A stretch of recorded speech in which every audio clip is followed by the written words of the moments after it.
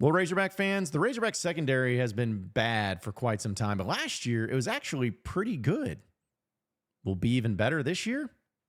Well, let's talk about it on today's Locked On Razorbacks podcast.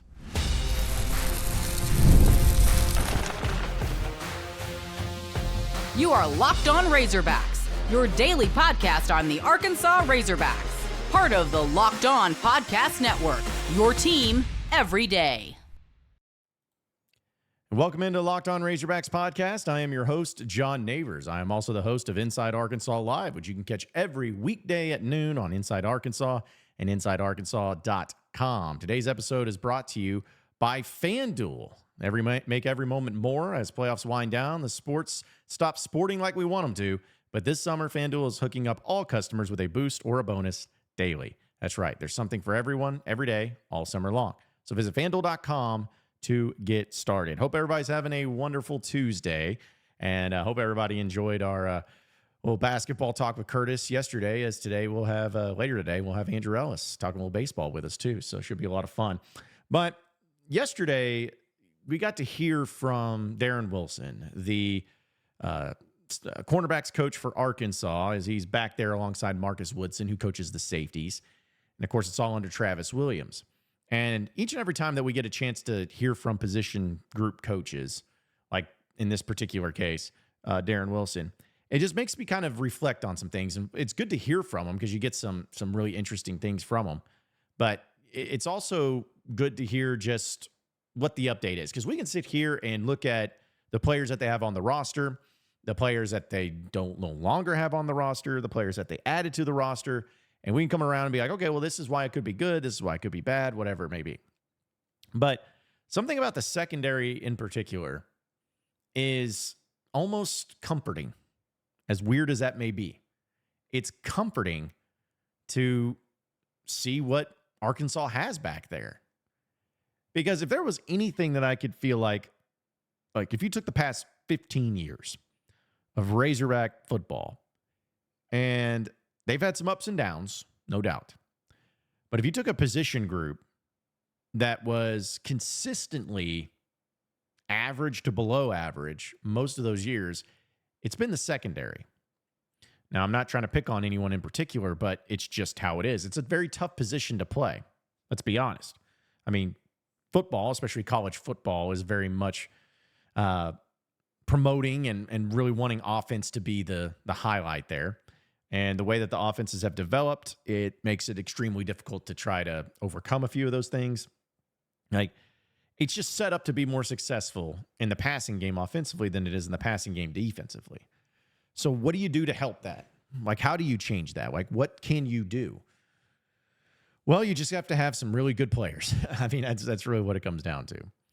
And Arkansas, on occasion, they'd have one player, maybe two players in the secondary, but just never was really able to get it going consistently.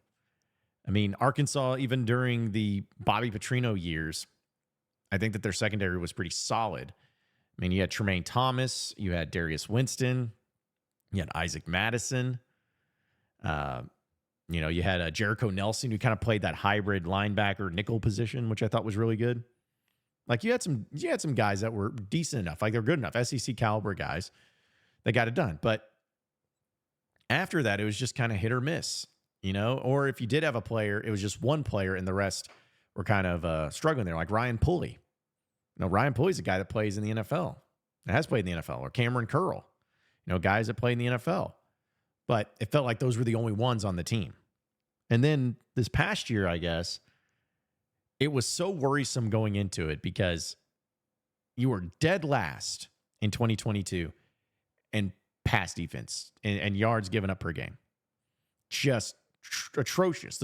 Historically, the worst. And then you brought in Marcus Woodson, you brought in Darren Wilson, and you're kind of like, okay, well, you can't get any worse. Well, here was a kind of a crazy thing. If you look at the stats, Arkansas actually ranked 33rd in the country last year in pass defense. They only gave up 202 passing yards a game. Isn't that crazy? Like, when you hear that stat, it's pretty wild. And this is all from 24/7 Sports. The only time that they gave up a 300-yard passer last year was to Jaden Daniels, who ended up winning the Heisman. That was the only time. And again, it just is really fascinating. It's really fascinating how it all plays out. But this coming from InsideArkansas.com talks about it for where Darren Wilson yesterday is talking about we have standards, not starters. If we set the standard, if we set the bar high, then consistently, day in and day out, then you have to reach that standard. If you reach the standard and you have the ability to show that you're not a liability out there, you will be a guy that sees the field. So approaching it simply as, hey, there's standards. So you have to meet those standards. And if you don't meet those standards, you're not going to play. And for Arkansas, a lot of those players that they have returning this year, but also have added into the mix are ones that you can be really excited about. Like I think about Jalen Braxton. Jalen Braxton was a true freshman last year, and he didn't look it. I mean, he stepped right in and was really great for Arkansas, and just has all the potential in the world to get you excited about it. But you think about him. You think about a Keon Stewart, who's also entering into his last year as a Razorback. And even a player that I forget about, I'll be honest, is Jaheim Singletary, which for those of you who don't remember, Jaheim Singletary was like that former 5-star player transfer from Georgia. And people were kind of wondering, how great is he going to be? What kind of role he's really stepped up. I mean, that's not even mentioning guys that, are going to be like a Hudson Clark, which I know people have their own feelings about it, which if anybody ever says that Hudson Clark's a liability on the secondary, you're wrong. Like you're 100% wrong. Sorry. Like the numbers just don't speak for that. But the point is that you have guys that you can count on. You got guys with potential. You got guys who can step right up. You got depth there, which is always really important too. But maybe for once, maybe without question, one of the most important things you have is you have good coaching, good development, putting guys in position to be successful.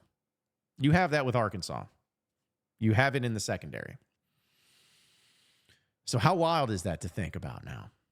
How wild is it to think about that you have a secondary that is actually good enough to not only go out there and be a quality SEC secondary, but could be the strength of your team? It's crazy. But the thing is last year, you weren't able to plug up all the leaks. I don't think I've ever seen a complete 180 in Razorback sports than what you had in 2022 when you had an incredible offense and a porous defense, to where in 2023 you had a incredible defense, or maybe incredible's pushing it, but a good, solid defense to a porous offense. And it was so weird, just completely different. So imagine if you had, I think that was the question that everybody talked about. I was like, imagine if you had the 2022 offense with the 2023 defense, like what type of team that would have been. Well, we'll never know. That's not the point. The point is that you have to be able to do it all together. You have to be able to make it work. The defense isn't always going to be perfect. And at a place like Arkansas, just considering the recruiting things and everything, like the defense is hard to make be great. I mean, how many defenses overall in the past 20, 25 years at Arkansas have you considered to be a great defense? Probably not very often. I mean, I can only think of just a very small handful, but how many times have you felt like the offense was great? Quite a bit. Defense needs to be bend, not break, but it may be more than that this year.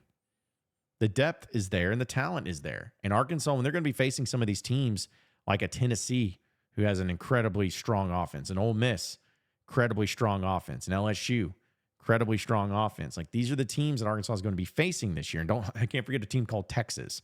Last time I checked, they have some pretty good offensive pieces there too. You're going to be going up against the elites. You're going to be going up against some really strong offenses, and you're going to have to find a way to slow them down. You're going to have to find a way to do just enough. Because I talked about it on this podcast months ago. This offense is going to go as Taylon Green and Bobby Petrino in the offense goes. If the offense is very successful, this team will be successful. But the caveat to that is to have a defense that does just enough. But what if they do better than that? What if they do better than that? What if they're actually a defense that's statistically speaking, one of the top ones in the SEC next year. I'm not predicting it. I'm not predicting it at all.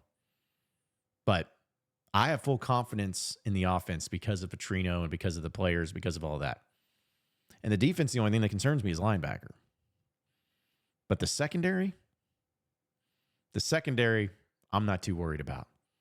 I mean, I didn't even mention Nico Slaughter. I mean, that guy was another guy that just has come about and has really made some plays. So it'll be really fun to see what the offense can do. But it'll be even more fun to see if this defense can build upon what they did last year. We'll talk about something, the most cliche thing in all of fall camp and all of practices that always gets mentioned. But we'll have to talk about it. But stay with us here on the Locked On Razorbacks podcast. All right, folks, we will continue on the conversation, talk a little football, but we all know that, hey, sports are great, right? We all love sports, right? Well, we always love them so much that we never want them to stop. But as the playoffs wind down, we get fewer games and all the sports just aren't sportsing like we once wanted them to. But at FanDuel, luckily, it lets me and all of you keep going on with all the sports whenever we want. All we have to do is just open up the app and dream up anytime, any day, any bet that we want to. Now we're in the mood. And this summer, FanDuel is hooking up all customers with a boost or a bonus daily. That's right. There's something for everyone, every day, all summer long. So head over to FanDuel.com and start making the most of your summer. FanDuel, the official sports betting partner of Major League Baseball.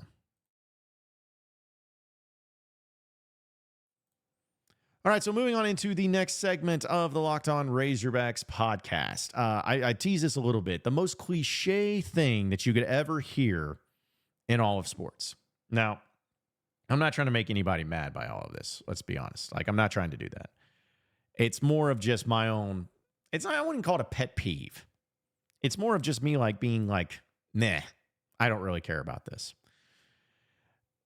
If I have to hear about a team coming together or being stronger together or being more fit together, whatever, I immediately turn it off. And it's not that it's a bad thing to say or it's even a bad thing to have. It's just every time I hear that, every camp, every practice, and a lot of times it's just not true or it doesn't really go out that way. And, we can sit here and talk about coach speak all the time of what actually is good, what's not good, what's great, what's not great, any of that stuff. But it just really annoys me to hear all of that. Because what does that even mean when someone says, oh, the team, we're closer than we've ever been? Well, I think the meaning that is trying to be portrayed, at least. Sorry, my neck's been bothering me a lot. So if I keep cracking it wrong, sorry about that. But what it means to me, at least, is that it's just a coach trying to say, we're all in, we're all together, we're one unit, we're all on the same page. Any issues that we've had before, they're no longer issues because we get along, we're all together and all that. Because what does that translate to? Well, it's a team sport. What does a team want to do? Team comes together to achieve one goal of success and win. So you can't do that if you're not all together. You can't do that if you're not all part of the same team. You just can't. It's impossible. So they say that to really try to drive that point home.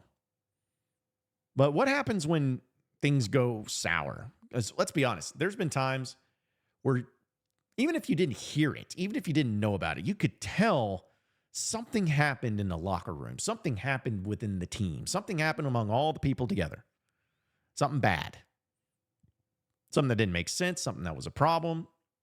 It just kind of popped up and you're like, yeah, something's going on there, and they're going to sit here and tell us that everything's fine, but everyone knows it's not. That happens a lot.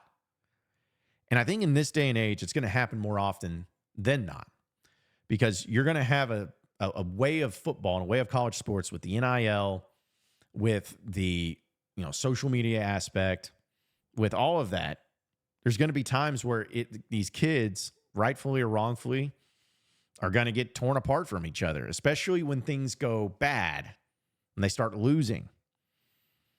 Because when you start losing, it's very easy to blame other people, to blame other things. And sometimes, you're even right in blaming those things. You're right in blaming coaches or blaming other players. It may be right, but you want to be a collective unit. And there's a lot of things that happened with Arkansas last year. But last year, the way that the team fought so hard in the beginning, but just were unable to win those games, you could tell that that's what really started digging at this team and tearing them apart. Like it wasn't just the losing, but the losing is what catapulted in that. Because if you're winning, everything's fine and dandy. Everyone's happy. Everyone's happy with their NIL money, or at least at the time they are. Everyone's happy with their situation and their roles most of the time. But like as soon as you start losing, it's like, okay, well, it's this person, this person, this person. It's important to come together. But the easiest way to keep a team together is to have success and win. And Arkansas didn't do that last year. But I do think if you look at particular position groups, you can kind of see exactly who's all in, who's good, who's together, who's feeling themselves a little bit. Because of all the groups that had people transferring out, linebackers had a lot, running backs had a lot. I mean, I would say offensive linemen, but I mean, that's he had more coming in than anything. You had quarterbacks that did. Coaching changes helps that too, but I look at it as, are you really together as a unit? Darren Wilson is one of these guys that said, and this is what triggered it. And I'm not getting on Darren Wilson. I'm not at all. Because again, I understand what he's saying. I understand coaches have to say it. But to me, I've always felt like if you're a coach in this day and age in a position who holds yourself over year, and you're able to keep the majority of your players, keep them on board with you, especially if they're quality players, you're truly keeping that group together. You're truly getting all those guys together. That's big time. That's big time. But if you're not, I don't know about you. I don't know about you. But give credit where credit is due. I just hate the cliche of it. I just hate the cliche. It's important, but don't have to say it. Just show it. That's all we ask. Got a question that was posed to me I thought was really interesting and always kind of fun game to play, but we'll talk about that here on the other side of the break, here on the Locked On Razorbacks podcast.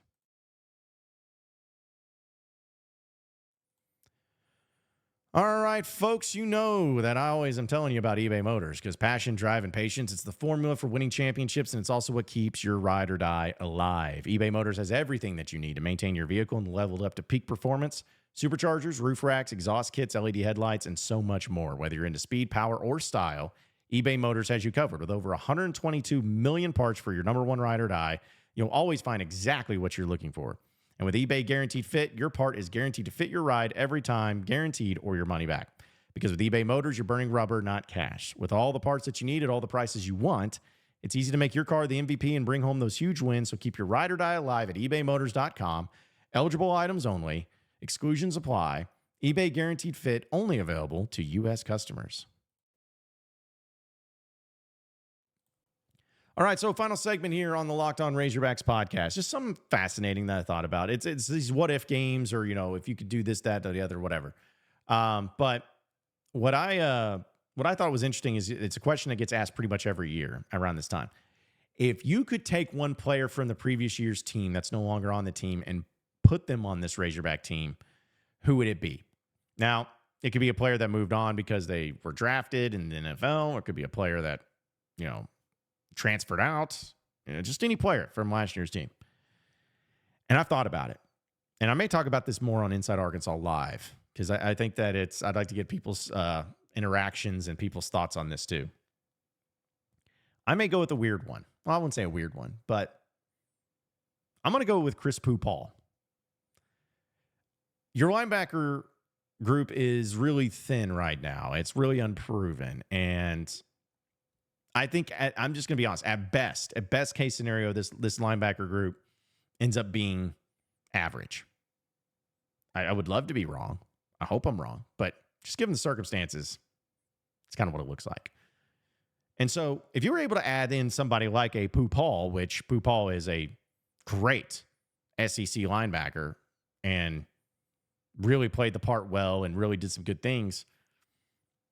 Like, imagine how different I know I would, how different I'd feel about this team. If you had Chris Paul and then you added Xavier Sori and then you had a Brad Spence, I'd be feeling pretty confident about the defense, even more so than what I am now. But You don't. I think some other ones that you would be maybe fascinated in discussing or to hear about, like for instance, somebody like Cam Little. We talked to kickers yesterday. Yeah, it'd be nice to have. But some people would probably bring him up. Other people may bring up a Rocket Sanders, which, I still think Jaquindon Jackson's better than Rocket Sanders, and I think it's going to show this upcoming season. I think he's going to have a better year than him. So, you could go that route. Snacks Johnson's another one. Here's what's crazy. I like KJ Jefferson. Don't get me wrong. I do, and I always liked him. But is anybody wishing that you still had KJ Jefferson right now over Taylon Green, even though Taylon Green is a little bit less proven in this conference than KJ Jefferson? I haven't run into anybody that said, oh, man, I really wish we still had KJ Jefferson. And I don't think that's insulting towards KJ. I mean, I think it's more just complimentary towards Taylon Green, complimentary to Bobby Petrino, but also probably and both sides just needed to move on anyway. That could just be me. But that's the way I've seen it.